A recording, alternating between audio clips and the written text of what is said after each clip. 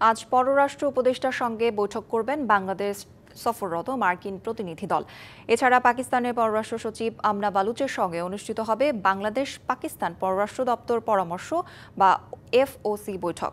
3 দিনের সফরে বুধবার ঢাকায় আসেন যুক্তরাষ্ট্রের দক্ষিণ ও মধ্য এশিয়া বিষয়ক উপসহকারী পররাষ্ট্রমন্ত্রী নিকোল চুলিক এবং পূর্ব এশিয়া ও প্রশান্ত মহাসাগরীয় অঞ্চল বিষয়ক উপসহকারী পররাষ্ট্রমন্ত্রী অ্যান্ড্রু হেরাপ।